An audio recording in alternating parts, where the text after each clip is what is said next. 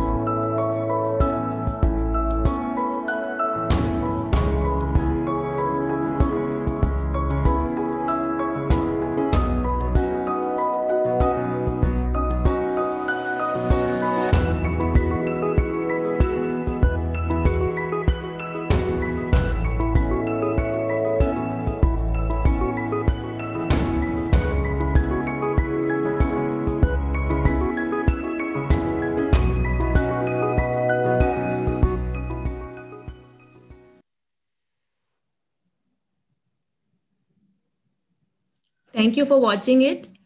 Before we start, we have few important announcements to make. To have uninterrupted session, I would request all the delegates and participants to kindly switch off their video and mute their mic. And all the participants are requested to post their questions related to the topic in the chat box given below, which will be answered in the end of the session. Thank you. Let me begin with introduction of our today's speaker, architect Nikita. Nikita is intrigued by natural systems and seeks to ensure that communities are and well integrated into the ecosystems of which they are a part. Her exploration of architecture and urban design in the academic and professional realms has reinforced her commitment to creating equitable and ecological solutions from the initial design concept to actual user experience. Nikita is licensed architect in India and holds a Bachelor of Architecture from Ramaiah Institute of Technology, where she was awarded with the best thesis and a gold medal in architecture. She also holds a Master of Science in Architecture and Urban Design from Columbia University's Graduate School of Architecture, Planning and Preservation. Currently, she is working as an architect and urban designer with SiteLab Urban Studio in the United States and also working on the resilient design of the San Francisco waterfront. So now I would like to request architect Nikita to take over the session, please. Welcome, ma'am. Thank you so much, Jyoti. That was such a nice introduction. Thank you so much. Good evening, good afternoon, and good morning to everybody tuning in from different parts of the world. I would like to begin by first thanking Ganesh Babu sir for letting us talk today, for providing us with this great platform to exchange knowledge. And I would also like to thank architect Siddhartha for having the patience and coordinating between the different time zones. It has been really helpful. Thank you so much. And finally, hello to everybody here. I am so excited to speak to you about something I feel so passionate about, and I hope to get you excited about it as well. It is 7:30 a.m. here in New York, so you guys have to keep me going. Please post questions, interact. Think of me as your super senior because that's all I am. I'm your super senior. So speak to me like you know me and we can have a great conversation. Let this not be one sided. I know you've heard this a million times, but let's actually make this happen today. Give me a minute and I'm going to share my screen. So today we're going to speak about living urbanism. But what is living urbanism? It sounds like a term that all of us could be confused about. In my understanding and in my opinion, living urbanism is something in which humans and other natural beings coexist together in their natural context. This urbanism involves and it also evolves over time and is based on different relationships. So, in a nutshell, we can just say it is a dynamic, changing relationship that we share with our urban context. And this urban context, we should all remember, was once designed. Let's take a moment and go away from all these complex terminologies and to find, a textbook definition of what it is. And instead, let's try to understand this concept. So I would like all of you to take a moment and think about it. Type in your answers in the chat box or, just think about it. But what is designing urban according to you? We're going to take a 30-second pause to really think about what this means. Okay. We are not going to answer this question yet. Instead, let's understand how designers around the world have thought about these urban spaces that we live in and see if we can derive our own definition of this. So the first one is as an idea. There have been so many theorists and authors who have, for a very long time, written about urban design and designing the urban through the idea of thinking of it as a utopian future or as an idea. So this project is Rem Koolhaas's thesis in the Architecture Association. It's called the Exodus or the Voluntary Prisoners of Architecture. Such a strong title. Essentially, what is it? It is the idea of creating a wall in the middle of a city. So it's a walled city in the form of a long strip as a barrier in the middle of the context of London. Now, he got his idea from the Berlin Wall. It's a derivative. When in the Cold War in West Berlin, a huge wall was built along the best parts of the city to create an enclave. In this effect, it created a set where people wanted to move in. So he compared how this wall created a theoretical or a symbolic prison, and prisoners wanted to voluntarily go inside this wall for a better and luxurious life. His idea revolved along the same line. He created a wall in the best part of the city of London. And inside, he put various functions which would attract people from outside. And the outside would then be left in ruins, and this wall would be created as the epitome of luxury and the epitome of life. Thus, people were acting as prisoners to the architecture which he had created. Some basic functions he had kept inside these walls included receptions, the Great Bath, museums, and a number of other recreational spaces, creating a complexity of integrated urban fabric. So this project, in theory, if you think about it, has unwound itself in the real world in the form of an urban influx and mass migration.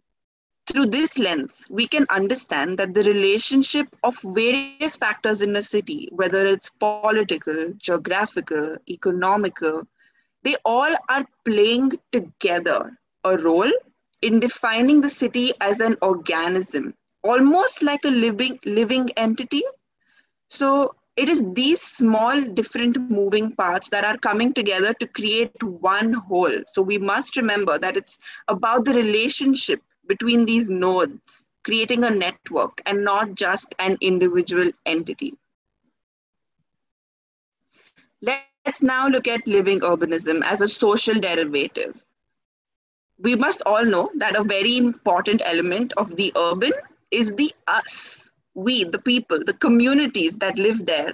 And obviously, these communities thrive on their social backgrounds and the history. We have so much history related to each of our communities. Another food for thought. One of the most classic examples we're going to talk about today is Navi Mumbai, the Indian form of social arrangement designed by Charles Correa. It explores the society it is designed for, the Indian society.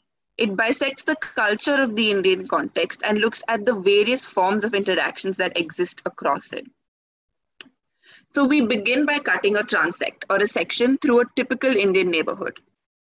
At the bottom, you can see that transect. And we're going to go and transition from left to right, going from spaces which are intimate and more private to spaces which are a lot more considered to be public. So the first one we're going to talk about is the angan or the courtyard, which is considered the heart of the Indian home. So now picture an angan, either from your memory, from a movie you watched, or from your knowledge about it. A space which is open to sky, activities happening in the middle. What do you imagine? To me, I see children playing. I see elders talking, and sometimes I also see people praying to the tulsi plant in the center. It could look very different from what are in these pictures. This is just one representation. So we can conclude that an angan is a space for the family to interact, but it can be used in so many different ways. Now let's move and compare that to the next space, the veranda or the platform outside the house. What's in the picture is in an informal settlement, but can you think of it in a more formalized urban settlement? What do you see? I see An old grandfather sitting on his rocking chair and reading his newspaper while he gets angry at some kids playing on the road because their ball fell into his veranda. Do you picture that too? I also see him interacting with the vegetable vendors who pass by that space every day. And do you see how this type of space creates something so informal and closely interlinks you to the immediate community, creating a strong bond that you have with the neighborhood? Think of the grandfather and his bond with everybody who's been passing by there every day. A little bit like a movie, right? Now let's move to the next space, which is the kund or the public water well. People go there for their basic needs of water, but while doing that, they informally meet and greet others from their community and their neighborhood. So we see how a public infrastructure is created, but it's also giving rise to so many other informal interactions between people. People help each other, catch up with what's been happening with them, meet during the day, maybe twice a day or thrice a day. So this infrastructure is super important as a space of community participation and interaction.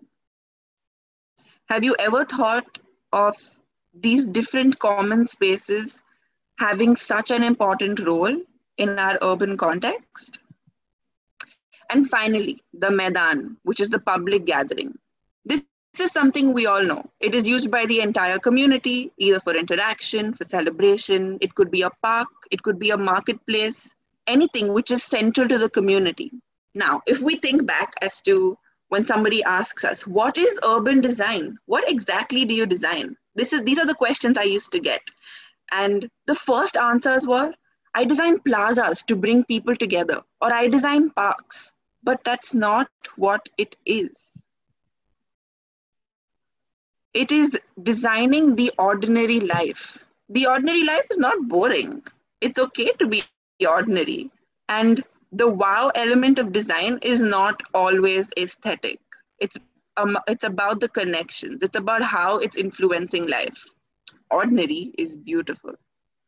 Okay, before we get a little too philosophical, let's move to the next part, which is repurposing infrastructure. This could be used or thought of as another lens of looking at urbanism and how urbanism is living. One example that this is used or implemented in Bangalore is the Big Brewski, one of India's largest breweries. What's happened here is that to cope with dilapidated infrastructure, designers in this evolving age are repurposing old infrastructure to create new spaces that could cater to the needs of the community and the evolution of the urban spaces. These spaces would otherwise call for unwanted activity, which would just cause a fall in the overall general urban health of the area. But we are going to speak in detail about the High Line, which is in New York.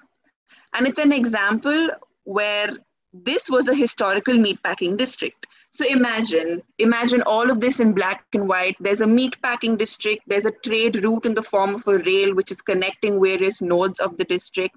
And all of a sudden they go out of business and they are not there anymore. They shut down. Over time, this space is used for illegal activities. Because of that, there's a rise in the amount of crime. Because of that, this neighborhood is considered unsafe and nobody wants to go there. Overall, there's a decline in the urban health of this region. To recover this historical neighborhood, the High Line was proposed to create an urban recreational and breathing pocket. So the railway infrastructure was taken up and completely repurposed. The intervention involved raising pedestrian access, and these spaces cut across the densely packed streets of Manhattan. It is one of the most visited places today by tourists in the city. This is also because the park connects various smaller, ethnically diverse, but still very rich culturally neighborhoods. So tourists get to explore everything just walking on this repurposed railway line. At each junction, a unique design element was introduced to connect the pedestrian to the urban fabric, to drop down in the form of viewing platforms, in the form of sculptures and art. But, like I mentioned earlier, it's the tourists and not the locals. It has become a tourist attraction and has displaced the original inhabitants. So we can see a trend of rapid gentrification, and you can even see that in this image. There is a stark contrast between the buildings. This is because newer developments are displacing the people of the area to give rise to high end condominiums in the name of bettering the neighborhood. So, where is the original city? I don't see traces of it anymore. So, although it's a very great initiative to repurpose infrastructure, it is so important and vital to retain the city's character, like a palimpsest. After all, the aging of the city is an evolution process where we grow while retaining the characteristics of the old. Now, looking at all this, some of you must be wondering, why are we looking at so many examples and what is the conclusion? The idea is to understand how urbanism and designing for the urban lies in the gray spot between landscape architecture, planning, architecture, and various forms of social design. It's that in between which is connecting everything. And it is also the understanding of how urbanism is living. We're going to quickly run through this example to get another idea of how the urbanism could be living as an ecological system. We'll be looking at it in the form of resiliency and the response to climate change, ecological conservation, and also a response to global warming. Let's think about this for a second. Lee Cobb said that the materials of city planning are sky, space, trees, steel, and then cement, in that order and that hierarchy. The main idea of this project was to create living breakwaters. So there were two major phenomena. The first one is the oyster population in the creek drastically fell, and this region had been affected by flooding in the past. So this pilot project, which is located in Staten Island in New York, aims creating a living barrier through oysters and oyster walls against future floods. So the oyster population is growing and the city is prepared for any future floods coming in. Okay, time for a breather. We've just got an overload of information from different kinds of projects, and we've got to understand so much together. So let's breathe. And while you breathe, just quickly go grab a paper and a pencil or a pen, and that's going to be really useful for you in the next part of this exercise, which is going to be a small workshop which everybody must participate in. So I'm going to give everybody 30 seconds to grab a pen and a paper. Okay. So this is finally what my understanding of living urbanism is. Something that is by the people. I'm going to be talking to you about a project that some of my teammates and I put together in Columbia University as our final project. This was a culmination of our ideologies on the urbanism and what we call living. To give you some background, we were designing for the Great Rift Valley in Africa. We studied the Rift Valley, the tectonic changes. We also studied historical migrations, current trade routes, all the different ecological systems, and how the Rift Valley is connected to all of these.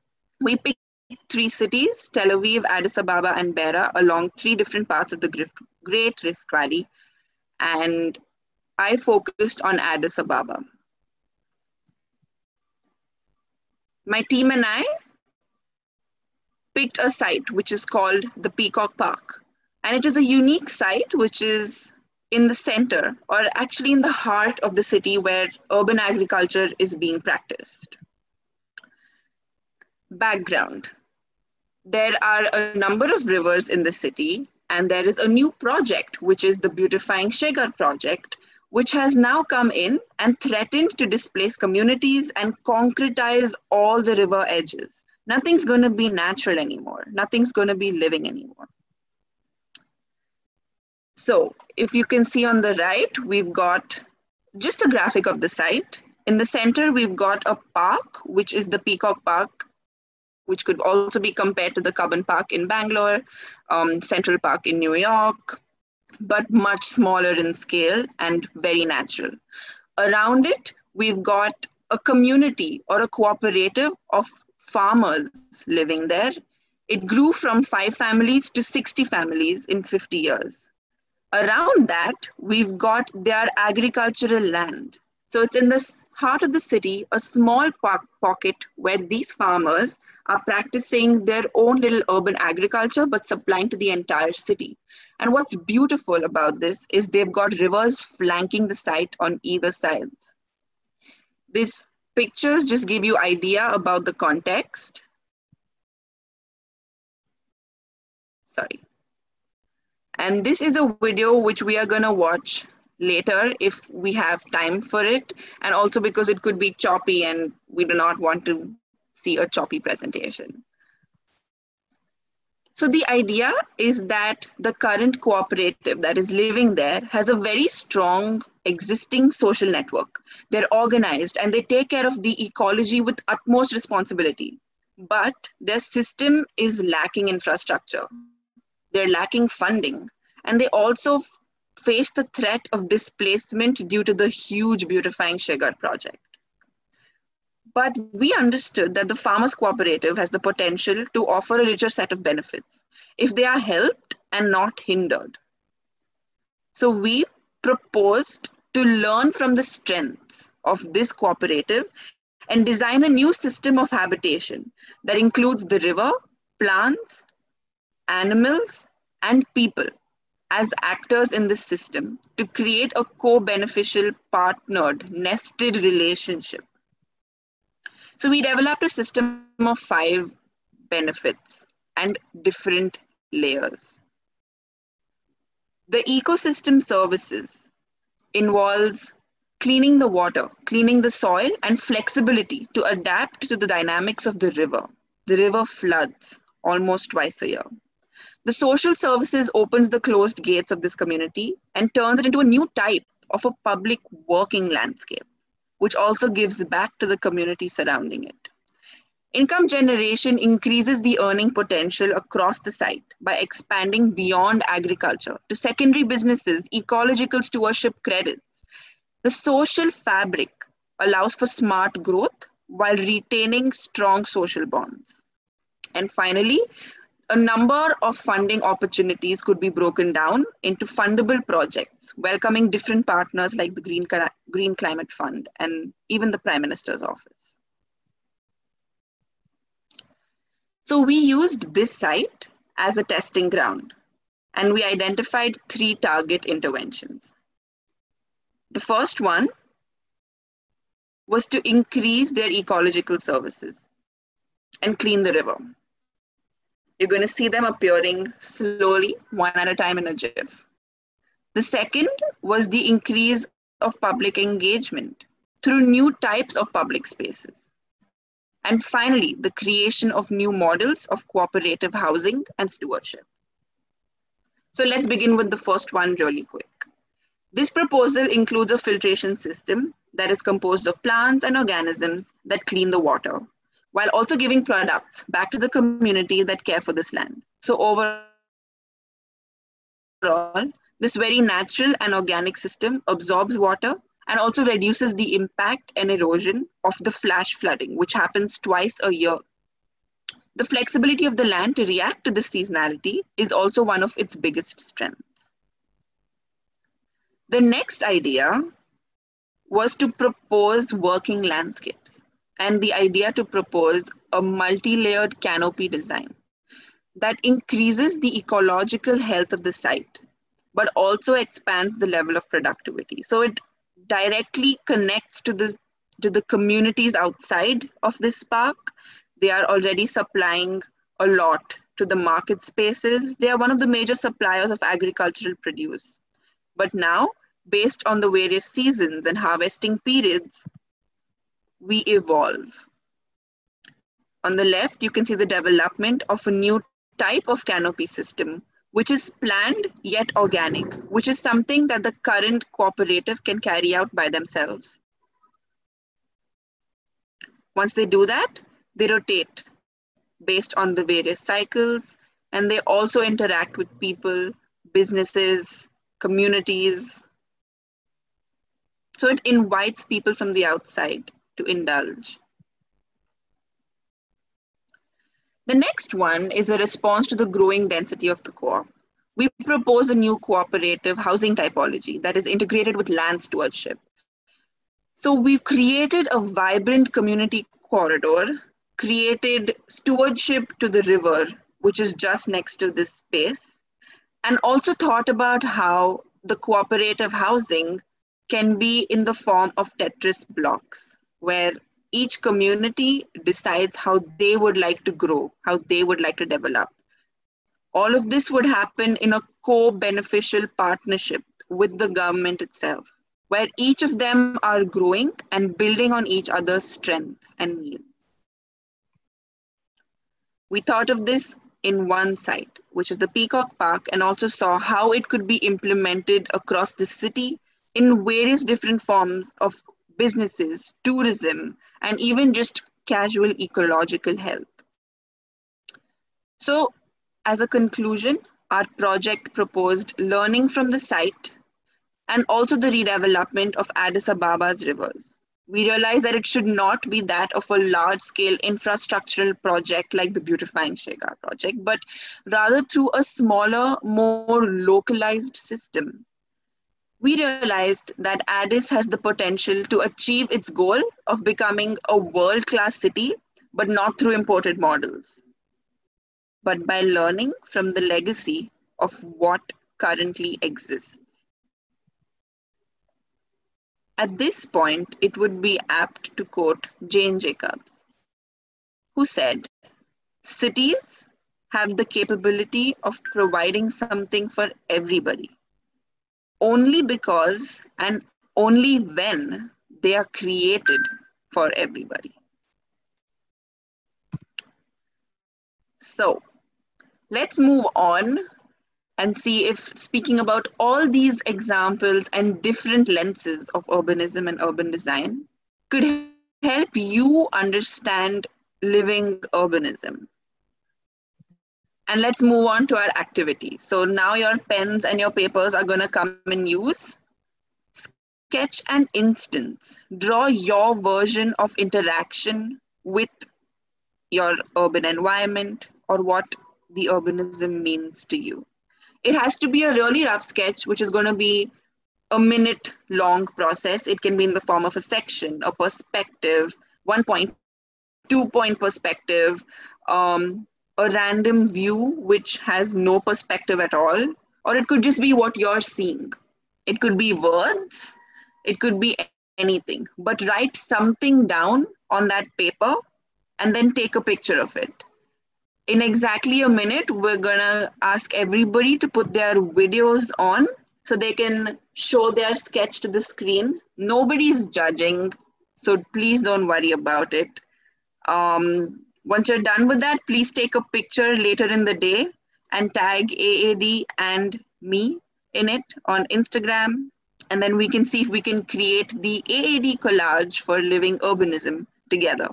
Once that activity is done, if we still have time, we will watch the video or we will jump directly into questions. But before we do that, let's just remember, a good city is like a good party. People do not want to leave early. So please go ahead and start the sketch. We're gonna have exactly a minute to do that. Video, thank you for everybody who has put their videos on. A shout out to all of you. Until then, the others can also think of any questions And please post it on the chat.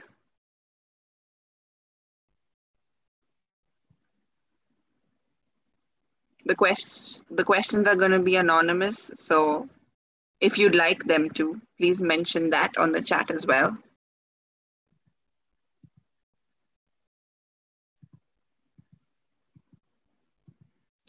Is everybody sketching? Can I get a reaction at least on the top of your screen or at the bottom?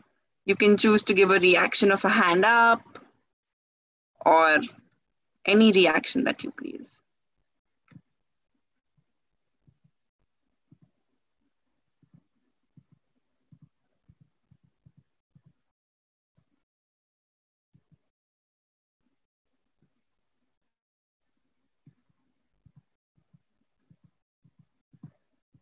I see one reaction. What is this? It's not 7:30 a.m. for all of you. You're into your day and it's evening. Come on, be more active. Okay. Meanwhile, I'm gonna reshare my screen and we can quickly watch the video that we passed earlier. Can you hear the audio as well? No, Nikita, audio is not audio. It's not Okay. audio. Just give me a second and I will share it again. I hope everybody felt inspired. I'm thinking about living urbanism, and I hope you have your sketches ready. And that's it from my side. So thank you to all of those who listened in, and please stay in touch and ask me any questions that you have. Yeah, thank you, Nikita, for such a wonderful presentation and your work. And sitting here, we are getting to know about world and what is happening about like in other part of countries. So it was a wonderful presentation and session, very informative and good to see. And now, moving on the question answer sessions, we have a few questions with us from the participants. So the first question is like urban design and versus city planning. So how does one balance both? How can we balance it? So you balance it based on the brief of the project. The first step is to think about what is the need or what is the requirement. When you are thinking about city planning, you're coming up with more stringent regulations. You are coming up with different ways in which neighborhoods and the entire city is planned. So you come up with the land use planning, the regulations, um, and the more stricter rules and regulations side of it, to also understand at the same time the social economic aspects. You're going to study all of that about the city before you create a city plan. For the urban design, you are going into these various little slots that the city planner has already thought of, and you're critically analyzing it and seeing how they could relate to each other, um, how the functions are going to actually work in that plan which has been created for you. So if the city planner says this is a neighborhood, you design the neighborhood and see how the different elements of that neighborhood are connected to each other. And this would apply to the larger region, the city, the state, and like we also saw, the Rift Valley. So it's a constant back and forth. There's never a two separate process. Like I said, urban design is that gray area which involves all these other practices. So you think about the regulations at one point and tie that back to your design. And when you're designing, you go back to speak about the regulations. I hope that answered your question. Okay. Yeah. So the second question is like as an architect or urban designer. So now we know like our responsibilities towards society. So and like we design spaces for people and we design beautiful architecture. So what should be the responsibility of the user or the consumer towards the spaces which we are designing for them? That is a very interesting question, and it's a very good perspective to start looking at the spaces that are designed for. Um, if you'd ask me, everything I've spoken today in the presentation has all been my opinion, and you are free to think differently because, of course, design is very subjective. And as I like to say, it's a matter of perspective. So, in my opinion, that would be the user's responsibility. But as a designer, you pre predict and think of how different users are going to interact with that space. Because once you design something, the way people are interacting it and using it is going to be very different. Like we saw in the Navi Mumbai example, some people are going to use it as a business opportunity. For example, a street could be used by street vendors as a business opportunity, by a commuter to move and to transit between different spaces, by kids to play, by the older generation to take walks or to meet their friends on the way, by stores and businesses to create storefronts. So each user is going to use the space the way they want to.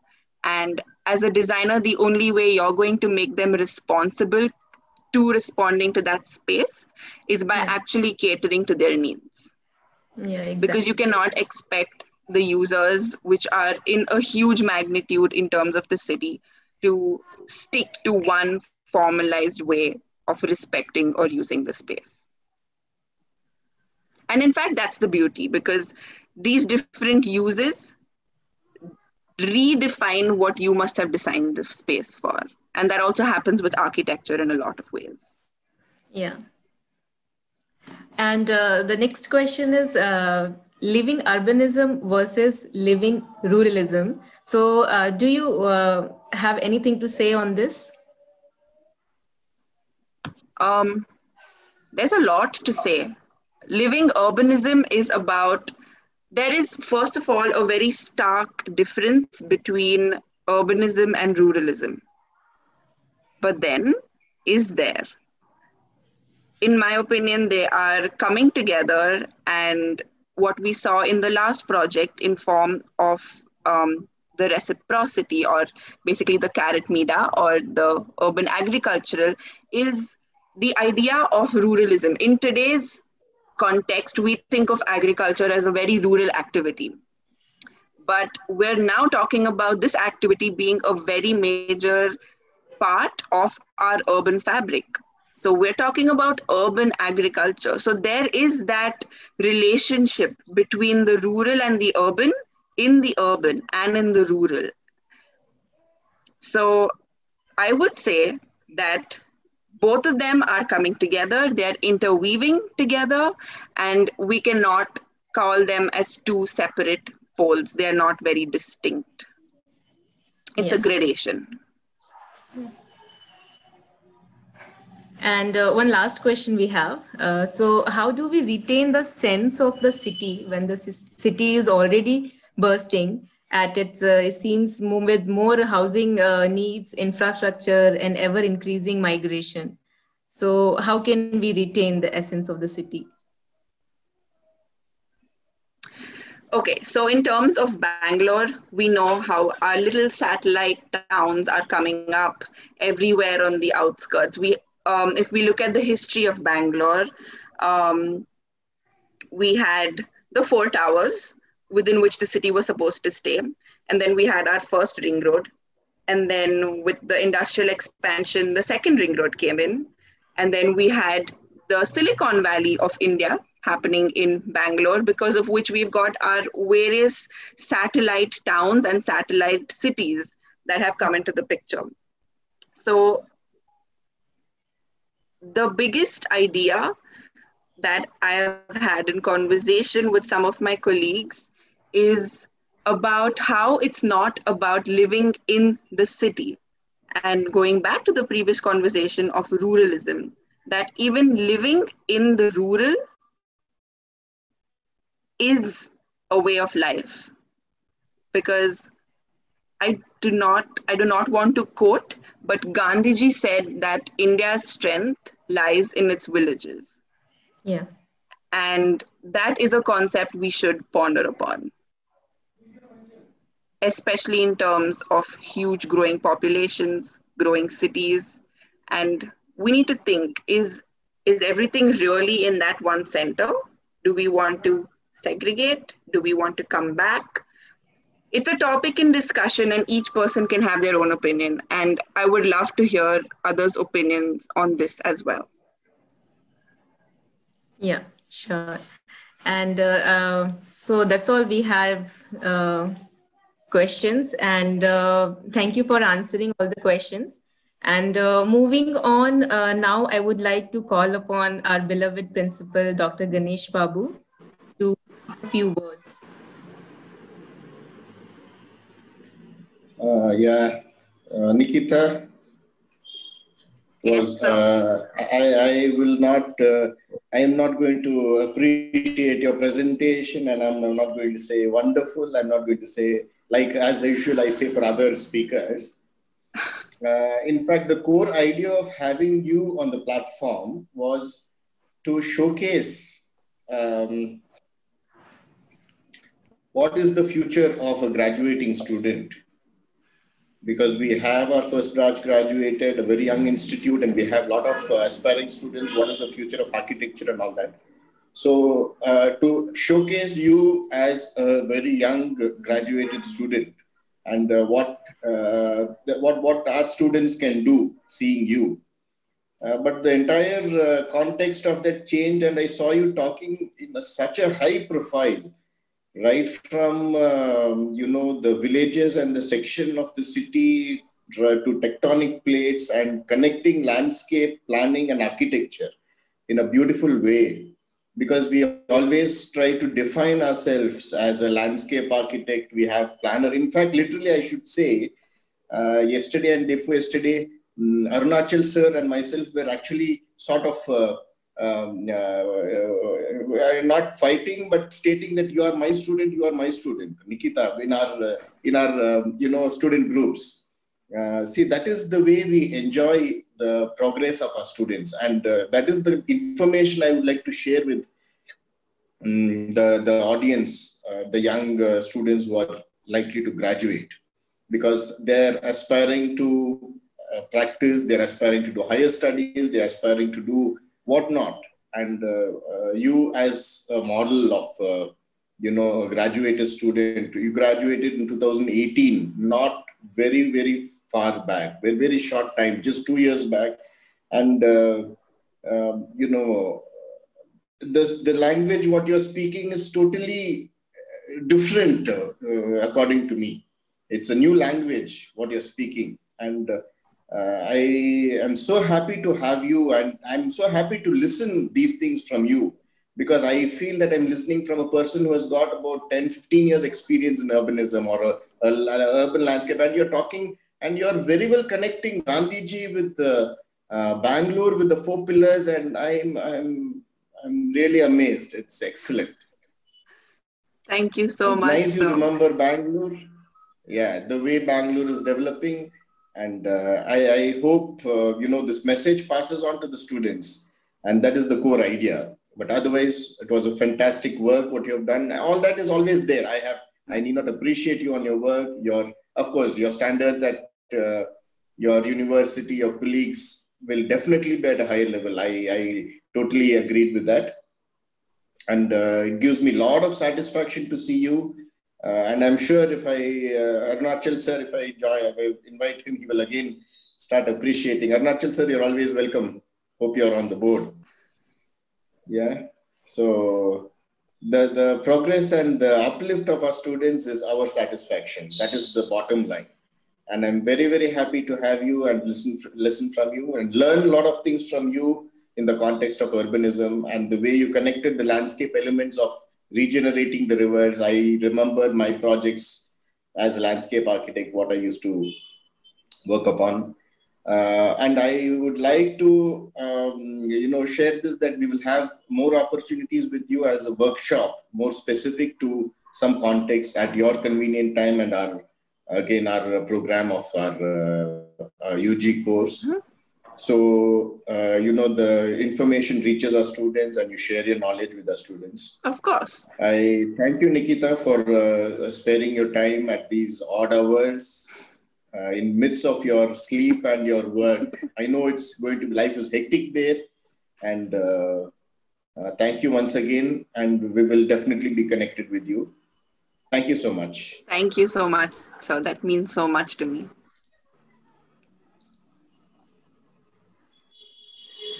Thank you, sir. And this brings us to the end of the session. And but no event can happen without the support of network of people. So I would like to extend my hearty vote of thanks to all.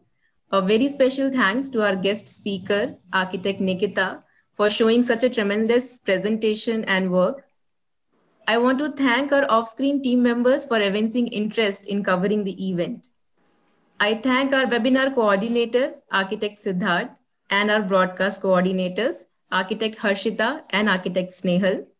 I also wish to express my gratitude to our beloved principal, Dr. Ganesh Babu, for providing encouragement and support, without whom this would not be possible. I would also like to thank the management of AAAD for extending their support for our endeavors. Thank you very much and stay tuned for our upcoming sessions. Thank you. Thank you. Bye, Nikita. Thank you. Bye, sir. Bye. Bye. Thank you so much, sir. All the Thank best, you. Nikita. Thank you, and to you too. Yeah.